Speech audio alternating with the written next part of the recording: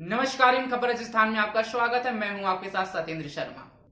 महंगाई राहत कैंप को लेकर बीजेपी और कांग्रेस आमने सामने हो गई है। एक तरफ बीजेपी इसे चुनावी प्रचार शिविर बता रही है तो कांग्रेस इस शिविर को राहत देने वाली बता रही है। बीजेपी प्रदेश मुख्य प्रवक्ता और विधायक रामलाल शर्मा ने कहा कि राजस्थान के अंदर कांग्रेस सरकार के द्वारा महंगाई राहत शिविर का आयोजन किया जा रहा है, लेकिन ये महंगाई राहत शिविर नहीं है। ये कांग्रेस के प्रचार का एक तरीका है और ये महंगाई राहत शिविर नहीं है।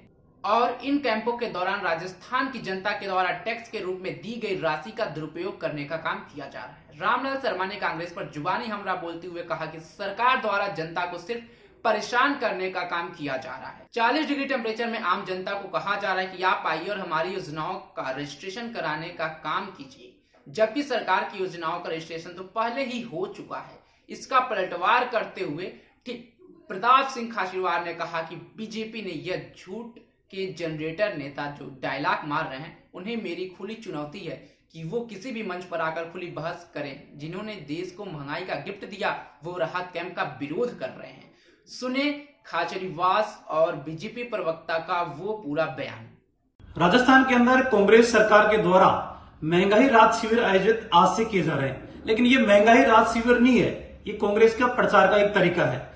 और इस कैंपों के दौरान राजस्थान की जनता के द्वारा टैक्स में वसूल की गई राशि का दुरुपयोग करने का काम किया जा रहा है, जनता को परेशान करने का काम किया जा रहा है। 40 डिग्री टेम्परेचर के अंदर जनता को कहा जा रहा है कि आप आइए और हमारी योजनाओं का रजिस्ट्रेशन कराने का काम कीजिए, जबकि रजिस्ट्रेशन तो पहले हो चुका। चिरंजीवी योजना का रजिस्ट्रेशन है, तभी तो आप वहां का लाभ जनता को देने का काम कर रहे हो। जब बिजली के बिलों की सब्सिडी 2018 से भारतीय जनता पार्टी की जब सरकार थी, तब बिजली के बिलों में सब्सिडी योजना लागू की गई थी। उसी समय बिलों के अंदर सब्सिडी योजना दी जा रही थी।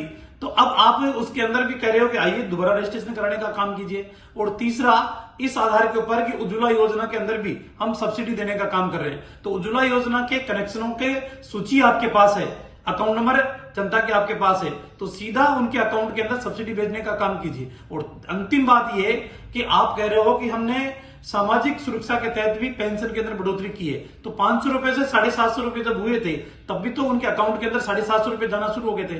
अब 1000 रुपए आप देने का मानसिकता बना रहे हो तो सीधा उनके अकाउंट में भेज रहे हो। इसका ढिंडोरा पीटने की क्या आवश्यकता है? सिर्फ जनता को परेशान करना। और इसके इतर ये बात कि आप शिविर तो लगा रहे हो, लेकिन शिविरों के अंदर सरपंच मौजूद नहीं है, ग्राम विकास अधिकारी मौजूद नहीं है, पटवारी वहां मौजूद नहीं है। कांग्रेस का राहत शिविर नहीं बल्कि चुनावी प्रचार शिविर है। मुझे आश्चर्य हो रहा है, जो लोग महंगाई राहत शिविर का विरोध कर रहे हैं वो बीजेपी के लोग हैं जिन्होंने देश को महंगाई गिफ्ट में दी है। 15 लाख और अच्छे दिन दूंगा, नोटबंदी के लिए 50 दिन दे दो, पूरे देश में सुधार हो जाएगा। अब और नहीं पेट्रोल डीजल की मार, अब की बार भाजपा सरकार। लोग रोटी और रोजगार को तरस रहे हैं। जिस बीजेपी ने महंगाई तोहफे में दी, आज वो बीजेपी महंगाई राहत कैंप का विरोध कर रही है। जिस महंगाई राहत कैंप में रजिस्ट्रेशन कराने से 100 यूनिट बिजली फ्री मिलेगी, मतलब राजस्थान के 90% घरों में जीरो बिल हो जाएगा। 25 लाख तक का इलाज फ्री है, 10 लाख तक का दुर्घटना बीमा फ्री है। केंद्र सरकार तो आज कर रही है थोड़ा सा। और जो उज्ज्वला योजना में ये नहीं दे रहे रिबेट का कनेक्शन, हम 500 रुपए में सिलेंडर देंगे। उज्ज्वला योजना केंद्र ने लागू की, लेकिन वो 500 रुपए में सिलेंडर नहीं दे रही। पूरे राजस्थान में सब जगह हमारी बड़ी 10 योजनाएं जिसमें जनता को डायरेक्ट रिलीफ है, पेंशन योजनाओं, बाकी योजनाओं, उनसे जुड़कर महंगाई से लड़ने के लिए कांग्रेस की राजस्थान की सरकार सड़क पर निकली है, लोगों के बीच में गई है।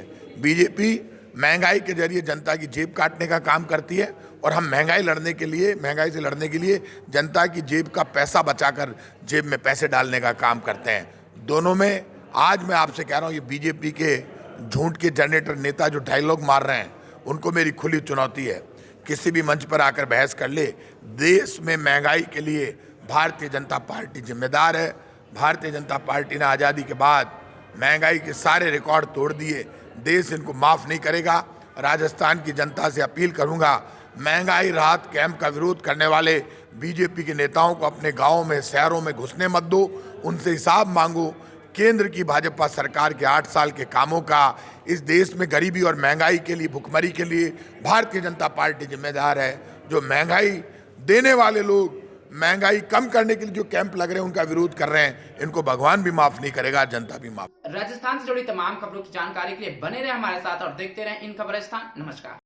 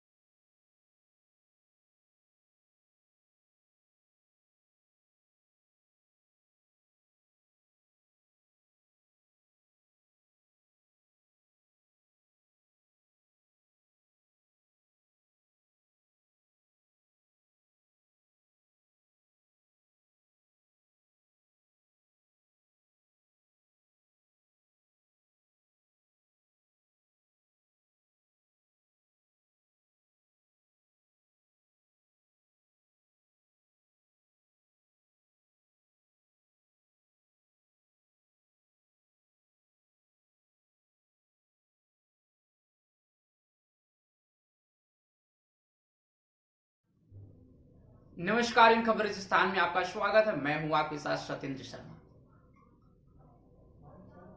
राजस्थान में इस साल के अंत में विधानसभा का चुनाव होना है। अब उसी को लेकर राजस्थान में सियासी हलचल तेज हो गई है। सबकी नजरें सचिन पायलट और अशोक गहलोत पर टिकी हुई हैं। हर दिन कोई न कोई बड़ी अपडेट आ जाती है। कहीं से खबर यह आती है कि सचिन पायलट पर आला कमान कार्रवाई करेगा, तो फिर कहीं ये सवाल उठने लगते हैं कि आखिर सचिन पायलट पर आला कमान कार्रवाई क्यों नहीं करना चाहता है। दरअसल न तो आला कमान और न ही यहाँ के नेता चाहते हैं कि सचिन पायलट पर कोई कार्रवाई हो, क्योंकि उसकी वजह कई सारे हैं। ऐसे में राहुल गांधी की तरफ से भी कई बार सचिन पायलट को हरी झंडी मिल चुकी है। राहुल गांधी ने सचिन पायलट को कांग्रेस का एसेट भी बताया था। पिछले दिनों जब अशोक गहलोत, सुखविंदर सिंह रंधावा और गोविंद डोटासरा के सामने हरीश मीणा को यह कहा गया, यह मानेसर जाने वाले में से हैं।